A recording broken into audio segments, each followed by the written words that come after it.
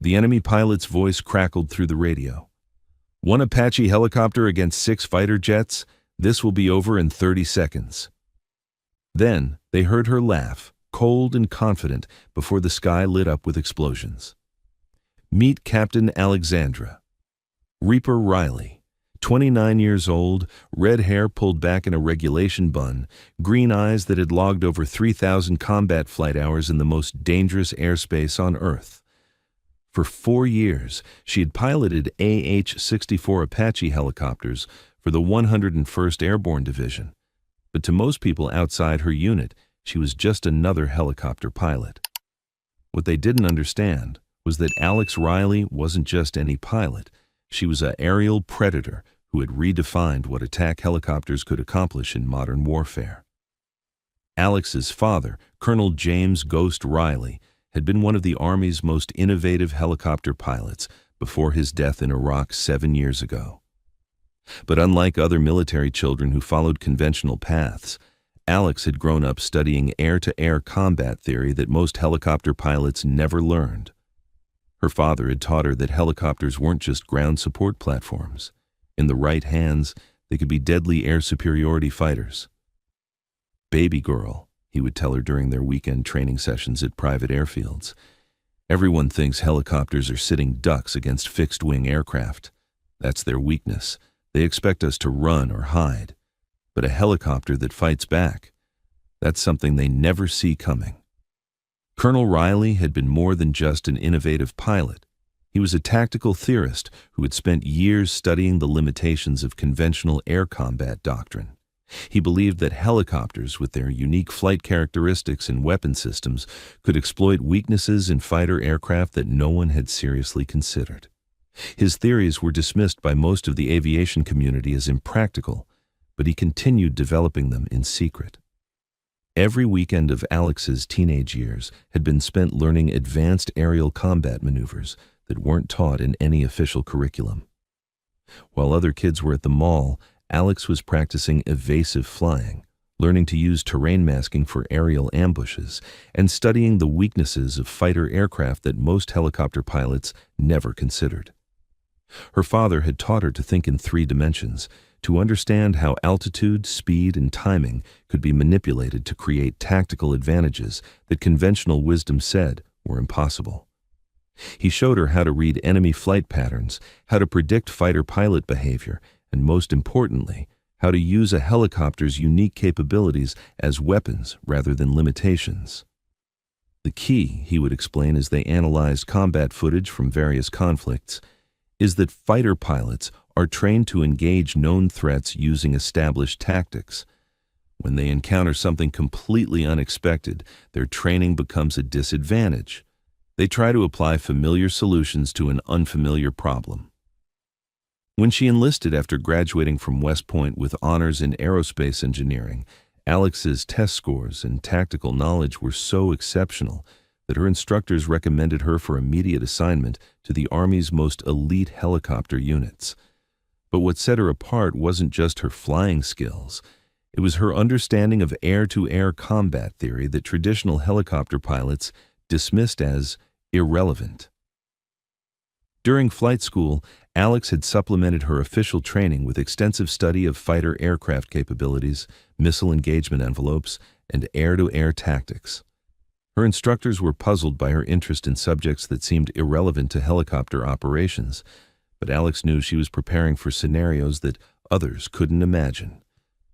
She had also spent countless hours in flight simulators, practicing maneuvers that pushed Apache helicopters beyond their normal operating parameters. Her unofficial experiments with extreme altitude flying, high-speed evasive maneuvers, and unconventional weapon employment techniques had given her capabilities that no standardized training program could provide. Alex had deployed to Syria as part of Operation Resolute Shield, supporting ground forces against well-equipped enemy fighters who possessed advanced aircraft and sophisticated air defense systems. Most Apache pilots in the theater flew carefully planned missions with extensive fighter escort and air superiority coverage. Alex preferred to operate differently. She had volunteered for the most dangerous assignments, often flying solo missions in contested airspace where other helicopter pilots required extensive support. Her unique approach to threat assessment and tactical planning had made her the go-to pilot for operations that required someone willing to take calculated risks that others considered suicidal. She had earned her call sign Reaper during her first deployment when she single-handedly destroyed an enemy armored column that had ambushed a Marine patrol. But what made her legendary wasn't the ground targets she destroyed. It was the 2 enemy helicopters she shot down during the same mission, using air-to-air tactics that amazed even veteran fighter pilots. Riley doesn't just fly her Apache, one F-16 pilot had written in an after-action report. She hunts with it. I've never seen a helicopter pilot who thinks like a fighter jock, but she makes it work. Word of her unconventional tactics had spread throughout the theater, earning her both admiration and skepticism from pilots who couldn't understand how she accomplished things that violated everything they knew about helicopter limitations. Some considered her reckless. Others recognized her as a tactical innovator who was rewriting the rules of aerial warfare. The mission that would define her career started as routine close air support. Alex was providing overwatch for a special forces team conducting reconnaissance near the Syrian-Turkish border when their position was compromised by enemy forces. What should have been a simple extraction became a nightmare when intelligence reports revealed enemy fighter aircraft scrambling to intercept any rescue attempts. The special forces team, call sign Ranger 7, consisted of 6 elite soldiers who had been gathering intelligence on enemy weapon shipments. Their mission had been going perfectly until a local informant betrayed their position to hostile forces. Now they were pinned down in a rocky valley with limited cover, facing an enemy force that outnumbered them 10-1. "Reaper, this is Overlord," the mission commander's voice crackled through her headset. "We're showing multiple enemy aircraft inbound to your location. RTB immediately for your own safety." Alex looked down at her tactical display, which showed the Special Forces team pinned down by enemy fire with no escape route. 6 American soldiers were about to be overrun, and the nearest friendly fighter aircraft were 20 minutes away. In 20 minutes, those soldiers would be dead or captured. "Negative, Overlord. I have Americans in contact. I'm not abandoning them." "Reaper, you're an attack helicopter. You cannot engage enemy fighters. That's suicide." Alex checked her weapons loadout: 16 Hellfire missiles, 1,200 rounds of 30mm ammunition, and 4 Stinger air-to-air missiles that most Apache pilots carried but rarely used. More importantly, she had the tactical knowledge her father had drilled into her about exploiting the weaknesses of overconfident fighter pilots. "Overlord, let me worry about the fighters. Just keep those soldiers alive until I clear the airspace." The radio chatter from the ground team painted a desperate picture. Ranger 7 was running low on ammunition, had 2 wounded soldiers, and was facing an enemy force that was systematically closing in on their position. Without air support, they had maybe 15 minutes before being overrun. Through her targeting system, Alex could see the enemy aircraft approaching. 6 aircraft in 2 flights of 3, flying in standard air superiority formation at 15,000 feet. Based on their radar signatures and flight patterns, they appeared to be a mix of MiG-29s and Su-27s, modern fighters with sophisticated avionics and air-to-air capabilities that should have made them deadly to any helicopter. But Alex had studied these aircraft extensively, and she knew their weaknesses. Fighter pilots were trained to engage targets at long range using beyond visual range missiles. They expected helicopter threats to be on the ground or at low altitude, not actively maneuvering in 3-dimensional airspace. The enemy formation was flying with the confidence of pilots who had never faced serious air-to-air opposition. Their approach was textbook perfect for engaging ground targets or slow-moving helicopters, but it left them vulnerable to the tactics Alex had learned from her father. The first enemy transmission confirmed her tactical assessment. "Flight leader to all aircraft, we have 1 Apache helicopter operating alone in Sector 7. Easy target. Form up for gun runs." Alex smiled grimly as she positioned her Apache for the engagement that would either save her ground team or cost her everything. She climbed to 8,000 feet, unusual altitude for an attack helicopter, but perfect for what she had planned. Her father's lessons echoed in her memory. When you're outnumbered and outgunned, the only advantage you have is doing something the enemy doesn't expect. Make them fight your battle, not theirs. This is Flight Leader, the enemy commander continued over open radio. 1 Apache helicopter against 6 fighter jets? This will be over in 30 seconds. That's when Alex keyed her radio and broadcast on the same frequency the enemy was using. Her voice was calm, almost conversational, but carried an edge that made veteran pilots pay attention. "Gentlemen," she said, her laughter echoing through the radio static, "you just made a very big mistake." The psychological warfare had begun. Alex knew that confidence was as important as weapons in aerial combat. The enemy pilots expected to face a terrified helicopter pilot trying to escape. Instead, they heard someone who sounded like she was looking forward to the fight. The first MiG-29 came in fast and straight, exactly as Alex had anticipated. Fighter pilots were trained to engage helicopters with high-speed passes, using their superior speed to avoid return fire. But Alex wasn't where they expected her to be. Instead of hovering at low altitude like a conventional helicopter, she had positioned herself behind a ridgeline that masked her heat signature. When the MiG committed to its attack run, Alex popped up from behind the terrain feature and launched 2 Hellfire missiles at a range that the enemy pilot never anticipated. The MiG-29 disintegrated in a ball of fire and debris before its pilot could even process what had happened. "Flight Leader is down!" screamed another enemy pilot. "How did a helicopter—" Alex was already moving, using the terrain to break visual contact while repositioning for her next engagement. The key to her tactics was psychological as much as technical. She was fighting enemy pilots who had never faced a helicopter that acted like a fighter aircraft. The enemy formation, suddenly deprived of their leader, began to lose cohesion. They had expected a quick, easy victory against a helpless helicopter. Instead, they found themselves facing an opponent who was hunting them with deadly precision. The second engagement came when 2 Su-27s tried to coordinate a pincer attack, approaching from opposite directions to bracket her position. Standard fighter tactics, but Alex had studied these maneuvers extensively. She knew exactly where they would be most vulnerable. As the first Su-27 entered its attack run, Alex dropped her Apache into a diving turn that brought her directly beneath the aircraft's flight path. The fighter pilot, focused on his attack profile, never saw the Stinger missile that Alex launched straight up into his aircraft's exhaust. The second Su-27 pilot, watching his wingman explode, pulled into a desperate evasive maneuver that put him exactly where Alex wanted him. She had already calculated his escape route and positioned herself for a shot that no helicopter pilot should have been able to make. Her second Stinger missile tracked perfectly, turning the Su-27 into burning wreckage that tumbled into the valley below. "This is impossible."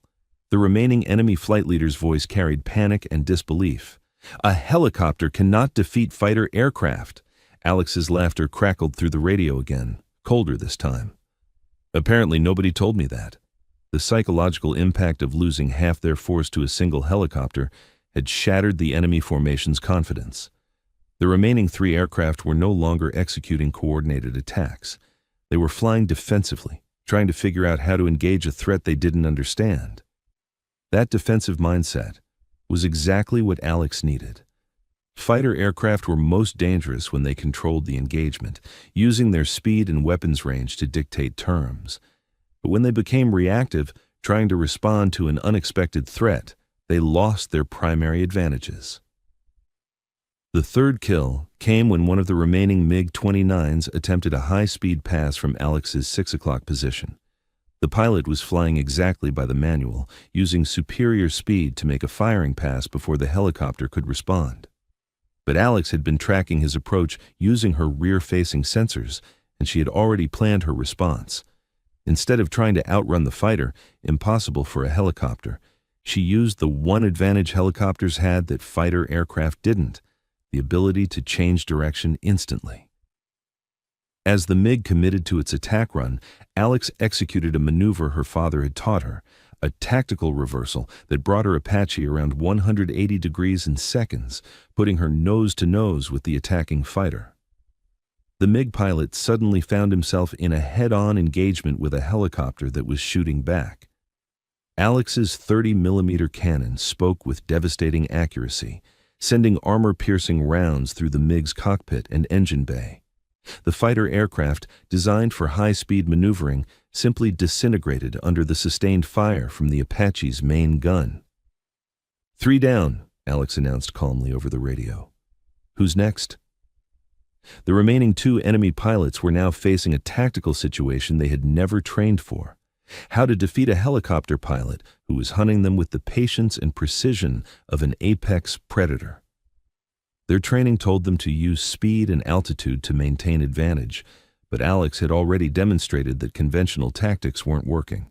The 4th engagement showcased the full extent of Alex's tactical innovation. The remaining Su-27 attempted to engage her from long range, launching air-to-air missiles that should have been impossible for a helicopter to evade. But Alex had studied missile engagement envelopes extensively, and she knew exactly how to defeat them. Using terrain masking and chaff dispensers that most helicopter pilots never learn to use effectively, she not only evaded the incoming missiles, but used their smoke trails to track back to the launching aircraft. Her return shot, a Hellfire missile fired at maximum range, caught the Su-27 pilot completely off guard. Fighter pilots weren't trained to expect surface-to-air missile attacks from helicopters, and the Su-27 had no defense against the unexpected threat. The 4th aircraft joined its companions as burning wreckage scattered across the Syrian countryside. "Last chance," Alex broadcast to the final enemy pilot. "You can run, or you can join your friends. Your choice." The last MiG-29 pilot chose to run, turning away from the engagement and fleeing toward friendly airspace at maximum speed. Alex could have pursued, but her mission wasn't to rack up kills. It was to protect American soldiers on the ground. "Overlord, this is Reaper. Airspace is clear. Proceeding with close air support for ground team." The radio silence that followed her transmission lasted almost 30 seconds. Finally, the mission commander's voice came back, filled with disbelief and amazement. "Reaper, did you just shoot down 5 enemy fighter aircraft?" "Confirmed, Overlord. 5 kills, 1 probable that fled the area. Resuming support mission." What followed was a textbook close air support operation. With the air threat eliminated, Alex provided precise fire support that allowed the Special Forces team to break contact and move to their extraction point. The mission that had started as a potential disaster became a complete success. The ground team leader's voice crackled through the radio as they reached safety. "Reaper, this is Ranger 7 Actual. I don't know what you just did up there, but you saved 6 American lives today. That was the most incredible display of flying I've ever witnessed." When Alex returned to base 3 hours later, she found the entire flight line waiting for her. Word of the engagement had spread through every unit on the base, and pilots from every service branch wanted to see the helicopter pilot who had defeated fighter aircraft in air-to-air combat. Colonel Martinez, the base commander, was the first to greet her as she shut down her engines. His expression showed a mixture of amazement and confusion. "Riley, what you accomplished today, that should have been impossible. How does a helicopter pilot defeat multiple fighter aircraft?" Alex removed her helmet, revealing red hair damp with sweat and green eyes bright with the adrenaline of successful combat. "Sir, everyone assumes helicopters are defenseless against fighters. That assumption is what made them vulnerable." Captain Davis, an F-16 pilot who had flown over 200 combat missions, shook his head in disbelief. "I've been flying fighters for 8 years, and I've never seen anything like what you did today. Where did you learn air-to-air tactics like that?" Alex touched the small photo of her father that she carried in her flight suit pocket. "From someone who taught me that the most dangerous enemy is the one nobody expects." The after-action reports from that mission became classified studies examined by tacticians throughout the military. Alex had proven that helicopter pilots, properly trained and equipped, could engage fighter aircraft on equal terms. Her tactics were analyzed, studied, and eventually incorporated into advanced helicopter combat training. But the moment that defined everything came 2 weeks later, when Alex received orders for immediate reassignment to the Army's most classified helicopter program. She was being offered command of an experimental unit that would develop and test advanced helicopter air-to-air tactics. Riley, Colonel Martinez explained during their final meeting, what you proved that day changed how we think about helicopter capabilities in contested airspace. The Army wants you to train other pilots in the techniques you've developed. Alex looked at the assignment orders, seeing opportunities she had only dreamed about. Sir, I thought I was just a helicopter pilot. Colonel Martinez smiled. Captain, after what you accomplished, you're not just anything. You're a tactical innovator who's redefined aerial warfare. It's time we gave you the resources to teach others what you've learned. 6 months later, Captain Alexandra Reaper Riley was promoted to major and given command of the 1st Experimental Attack Aviation Battalion, the Army's premier unit for developing advanced helicopter combat tactics. Her engagement with enemy fighters became the foundation for new doctrine that revolutionized how military helicopters operated in contested airspace. Today, Major Riley trains the next generation of helicopter pilots in techniques that turn traditional air-to-air assumptions upside down. Her students learn not just how to fly helicopters, but how to think like fighter pilots while exploiting the unique advantages that rotary wing aircraft provide. Have you ever been told something was impossible, only to prove that the limitation was in other people's imagination rather than actual capability? Alex's story reminds us that the most dangerous opponents are often the ones who refuse to accept conventional wisdom about what they can and cannot do. The enemy pilots who faced her that day expected to encounter a helpless helicopter pilot who would flee or hide when confronted by superior aircraft. Instead, they found a warrior who had studied their tactics, understood their weaknesses, and turned their own confidence against them. If you believe that true innovation comes from challenging assumptions that everyone else accepts as fact, share this story. Because somewhere, someone is being told that their goals are impossible, not knowing that they're about to prove the experts wrong. Alex Riley didn't just survive that air battle. She redefined what helicopter pilots could accomplish when they refused to accept limitations that others placed on them. Sometimes our greatest victories come not from following the rules, but from rewriting them entirely. Thanks for watching. If you like this video, you can subscribe to see more incredible stories like this one.